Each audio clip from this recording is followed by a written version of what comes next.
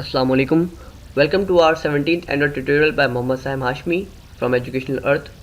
आज हम अपना टाइमर थ्रेड पढ़ेंगे कि किस तरीके से टाइमिंग के ज़रिए हम मल्टीपल टास्क परफॉर्म करवा सकते हैं। तो हम इसको इम्प्लीमेंट करने के लिए अपनी लास्ट स्क्रीन जो कि हमने ट्यूटोरियल नंबर 16 में देखी थी उसी स्प्लैश स्क्रीन को कंटिन्यू करते हैं। अब हम क्या करेंगे यहाँ पे कि अपनी स्प्लैश स्क्रीन वाली एक्टिविटी के अंदर जाके एक टाइमर को डिक्लेयर करेंगे। टाइमर जो कि ऑफिशियल एक थ्रेड है तो उसका एक ऑब्जेक्ट बना लेते हैं, लाइक ऑब्जेक्ट ऑफ टाइमर।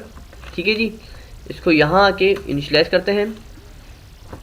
फिलहाल हम फ्लोटिंग बटन को हम कमेंट कर देते हैं क्योंकि अभी हमारा फ्लोटिंग बटन से कोई काम नहीं है। ठीक है जी, या चाहे तो इसको सिंपली डिलीट कर दें और यहाँ से हम लिखते हैं object off timer, new off timer. ठीक है जी, और इसका एक टाइमर क्लास का एक बिल्ट इन फंक्शन होता है शेड्यूल्ड एट फिक्स्ड रेट। वो 3 पैरामीटर्स मांगता है हमसे। कंट्रोल पी दबा के हम देख सकते हैं कि टाइमर टास्क का एक ऑब्जेक्ट मांग रहा है, एक लॉन्ग डिले मीन्स या फिर डेट फर्स्ट टाइम मीन्स कितनी देर के लिए पहली दफ़ा वो वेट करे चलने से पहले, और लॉन्ग पीरियड के वो कितनी देर बाद वो चलता रहे। ठीक है जी, तो अब हम सबसे पहले एक एनोनिमस क्लास पास कर देते हैं हम इसको टाइमर टास्क की, न्यू टाइमर टास्क। ठीक है, उसका एक बिल्ट इन फंक्शन आ गया रन का। और फिर यहाँ जाके अब वो नेक्स्ट पैरामीटर में मांग रहा है कि पहली दफ़ा जब वो स्टार्ट हो तो वो कितना वेट करे। तो वो पहली दफ़ा में वो वेट करे हमारे लिए फॉर 5 सेकेंड्स। ये मिली सेकेंड्स में लेता है इसलिए 5000 milliseconds is equal to 5 second. And then यहाँ पे वो पूछ रहा है कितनी देर के लिए और रुकना है, तो 0 सेकेंड्स के लिए रुके क्योंकि हम ऑलरेडी 5 सेकेंड के लिए रुक चुके हैं। ठीक है जी, उसके बाद हम दोबारा यहाँ जाके अपनी स्टार्ट एक्टिविटी लिखेंगे, स्टार्ट एक्टिविटी, और वही procedure new intent splash activity dot this and calculator activity dot class. ठीक है जी, और फिर इस एक्टिविटी को क्या कर दे, फिनिश कर दे ताकि हमारी स्प्लैश स्क्रीन दोबारा लोड ना हो। सबसे पहले हमने टाइमर का एक ऑब्जेक्ट बनाया टाइमर क्लास का, उसको इनिशियलाइज किया है। उसके बाद हमने क्या किया कि उसका एक फंक्शन है built in function scheduled at fixed rate, वो कॉल करवाया।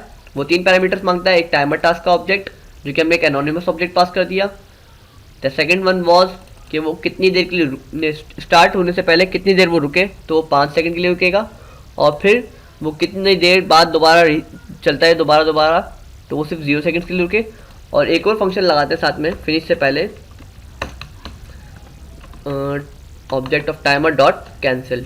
तो ये क्या करेगा, हमारा जो टाइमर है, ये जो हमने टाइमर थ्रेड लगाई है इसको ये कैंसिल कर देगा। ठीक है जी, और अब हम इसको रन करके देखते हैं। तो इस बार हमें कोई बटन वगैरह दबाने की ज़रूरत नहीं है। 5 सेकंड बाद ऑटोमेटिकली हमारा जो टाइमर है वो खुद यूआई थ्रेड के साथ इंटरेक्ट करते हुए यूज़र जो मेन थ्रेड है हमारी उस थ्रेड के साथ इंटरेक्ट करते हुए 5 सेकंड बाद वो ऑटोमेटिकली हमारी स्प्लैश स्क्रीन को हटा के हमें अपनी कैलकुलेटर स्क्रीन पे ले जाएगा। ये इसकी ग्रेडल बिल्ड हो, इसके बाद हम इसको देखते हैं। इसके अलावा आप इससे मल्टीपल काम भी करवा सकते हैं, लाइक आप इससे एक स्टॉप वॉच बना सकते हैं टाइमर थ्रेड से, जो क्या है होपफुली मैं नेक्स्ट ट्यूटोरियल में आपको समझाता हूँ कि इससे कैसे एक सिंपल स्टॉप वॉच भी बन सकती है और मल्टीपल काम भी हो सकते हैं। थ्रेड्स के बहुत ज़्यादा फ़ायदे हैं क्योंकि आप अपनी सारा काम अपना मेन थ्रेड पर नहीं डाल सकते, क्योंकि मेन थ्रेड अगर वो एक ऐसा काम हो जो बहुत ज़्यादा लोडिंग का काम हो, वो आपने मेन थ्रेड पर डाल दिया तो आपका जो यूज़र इंटरफेस है, जो आपकी एप्लीकेशन का जो यूज़र यूज़ कर रहा होगा, जो इंटरेक्ट कर रहा होगा, वो अनरिस्पॉन्सिव चला जाएगा। और वो जो बड़ा काम हो लाइक किसी चीज़ को अपलोड करने का काम है तो वो हम मेन थ्रेड पे नहीं करते। It is not a scalable thing. क्यों? क्योंकि अगर वो अपलोडिंग में उसने टाइम लगाया है तो जब तक यूज़र कुछ और करने की कोशिश करेगा तो वो स्क्रीन उसकी हैंग जैसी, जो कि आम जबान में लगता है कि वो हैंग हो जाएगा। इस वजह से हम उसके लिए थ्रेडिंग यूज़ करते हैं, ये टाइमर थ्रेड्स और मल्टीपल थ्रेड्स यूज़ करते हैं ताकि हमारी मेन थ्रेड रिस्पॉन्सिव रहे और दूसरी थ्रेड जाके हमारी काम करना शुरू कर दे। तो अब हम जाके यहाँ से देखते हैं और यहाँ से ये एप्लीकेशन लॉन्च हुई तो थी आई थिंक। चले हम खुद लॉन्च करके देखते हैं।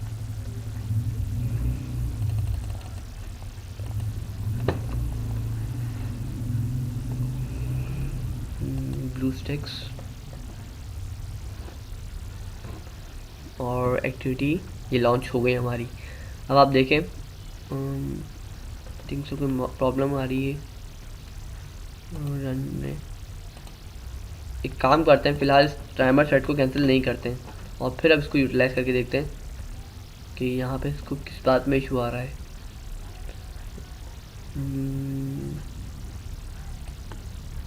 Tool bar dot new tool bar ये भी सही है और इसके अलावा बाकी सारी चीज़ें भी ओके टेक लग रही हैं, बट पता नहीं क्या रीज़न है। चलिए देखते हैं।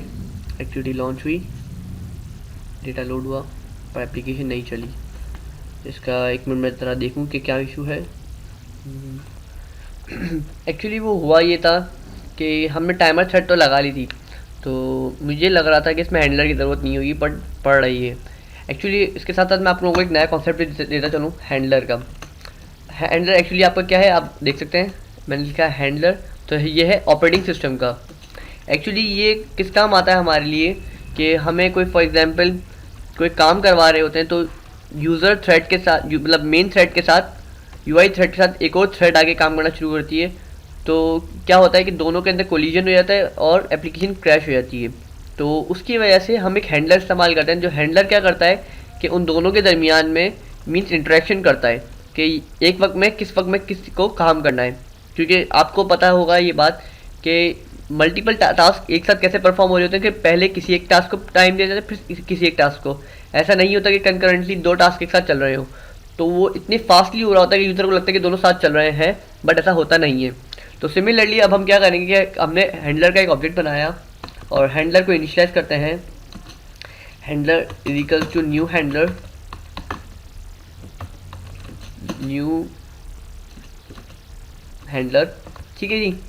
तो अब हम क्या करेंगे, हमारी मेन थ्रेड में आने के बाद हम अपने टाइमर टास्क में आने के बाद हैंडलर का एक फंक्शन कॉल करेंगे, हैंडलर डॉट पोस्ट। और एक्चुअली इस पोस्ट को क्या चाहिए पैरामीटर, उसको एक रनेबल चाहिए।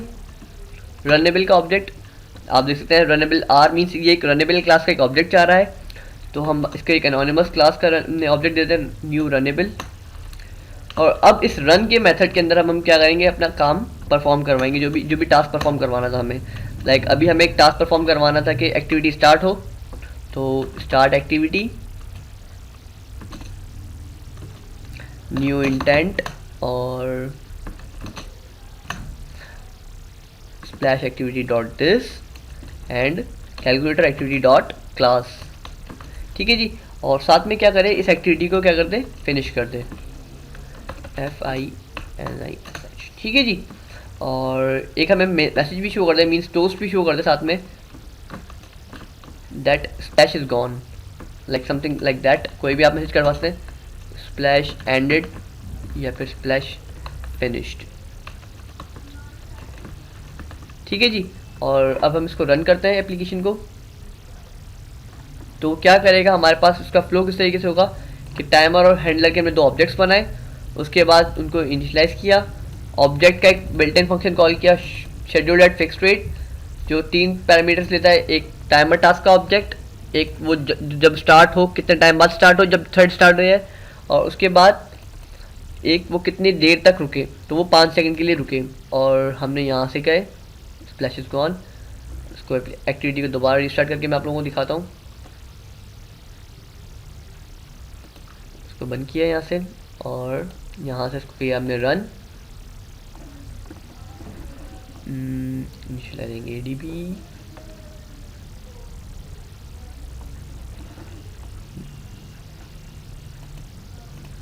ये क्यों नहीं आया यहाँ पे इम्यूलेटर, यूज़र सीन सिलेक्शन, ठीक है जी। और जैसे ही ये यहाँ से रन होगा तो आप देख सकेंगे कि 5 सेकंड के लिए हमारी स्प्लैश एक्टिविटी आएगी और उसके बाद वो हमेशा के लिए चली जाएगी जब तक एक्टिविटी स्टार्ट नहीं होती। लॉन्चिंग एक्टिविटी, स्प्लैश एक्टिविटी, और वो 5 सेकंड के लिए लोड हुई। एक्चुअली इम्यूलेटर का इशू है ये, और कुछ नहीं। अगर आप खुद ट्राई करेंगे अपने सेलफोन पे तो ये इशू नहीं होगा। इम्यूलेटर पे ये एक्चुअली करता है क्योंकि वो डेटा लोड हो रहा होता है, और वो 5 सेकंड के लिए वो आया और फिर वो चला गया, ठीक है जी। और ये कंटिन्यूसली आता जा रहा है स्प्लैश का मैसेज, उस थ्रेड का मैसेज, तो इस थ्रेड को भी फिनिश करना पड़ेगा। तो हम यहाँ लिख देंगे object of thread dot cancel. ठीक है जी। तो इससे ये क्या करेगा, हमारी इस थ्रेड को भी, जो पीछे थ्रेड हमने स्टार्ट की है, इसको भी फिनिश कर देगा और इसको हॉट स्वैप करेगा। दैट्स इट, हमारी एप्लीकेशन रीस्टार्ट हो गई। और अब स्प्लैश का ये लास्ट टाइम मैसेज आ गया और अब इसका दोबारा मैसेज ये देखें नहीं आ रहा। यही हमारी वही एप्लीकेशन थी कि इसके प्लस करें माइनस करें, ऐड किया, 9 पे क्लिक किया और ये हमारी नो डेटा फाउंड, ये पता नहीं क्यों आ रहा है। चलें इसको भी देखते हैं। तब तक के लिए ये आज का आपका टास्क था कि जो हम थ्रेड कैसे लगाते हैं और थ्रेड के जरिए 5 सेकंड बाद हम कैसे स्प्लैश की एक्टिविटी में से निकल के नई एक्टिविटी पे जाते हैं। ठीक है जी। और नेक्स्ट ट्यूटोरियल के तब के लिए अल्लाह हाफिज़।